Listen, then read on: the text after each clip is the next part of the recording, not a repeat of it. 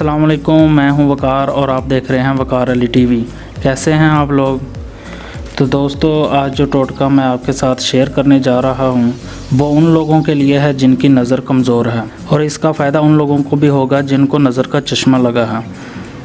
दोस्तों, जिनको 1 या 1.5 नंबर का चश्मा लगा हुआ है उनका मेरे इस टोटके से 1 माह के अंदर अंदर इंशाल्लाह चश्मा उतर जाएगा। तो दोस्तों, टोटका शुरू करने से पहले मेरी रिक्वेस्ट है कि अगर आपने मेरा चैनल सब्सक्राइब नहीं किया तो पहले मेरा चैनल सब्सक्राइब करें, और अगर आपको मेरी वीडियो अच्छी लगती है तो इसे लाइक और शेयर ज़रूर करें।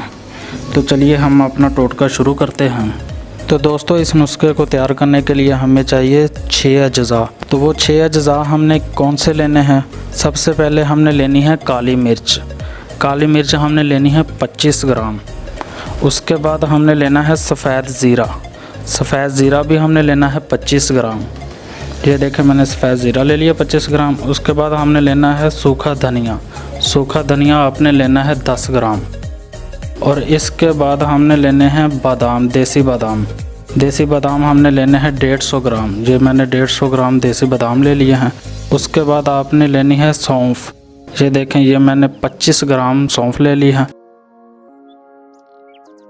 और उसके बाद हमने लेनी है चीनी। ये हमने हस्बे ज़रूरत चीनी लेनी है। अगर आप चीनी इस्तेमाल नहीं करना चाहते तो आप मत कीजिए, क्योंकि चीनी इन अज्जा में कोई ज़रूरी नहीं है। चीनी सिर्फ जायके के लिए है। अगर आपने इस्तेमाल करनी है तो आप कर सकते हैं, अगर आपने नहीं करनी तो आप नहीं भी कर सकते। तो सबसे पहले हमने इन तमाम अज्जा को अलहदा-अलहदा, याद रहे कि इनको इकट्ठे नहीं पीसना, इनको अलहदा-अलहदा हमने ग्राइंड करके इनको तैयार कर लेना, इनका पाउडर तैयार कर लेना है। उसके बाद हमने इन तमाम अज्जा को मिक्स कर लेना है।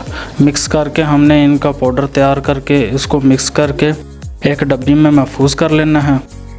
उसके बाद मैं आपको बताऊंगा इसके इस्तेमाल का तरीका। तो दोस्तों, आपने इस पाउडर का आधा चम्मच सुबह और शाम खाने से चाहे पहले चाहे खाने से बाद दूध के साथ खा लेना है, और इंशाल्लाह आप देखेंगे कि 1 माह के अंदर अंदर आपकी नज़र औकाब जैसी होगी। अगर आपको मेरा ये टोटका अच्छा लगा है मुझे फ़ीडबैक दीजिए।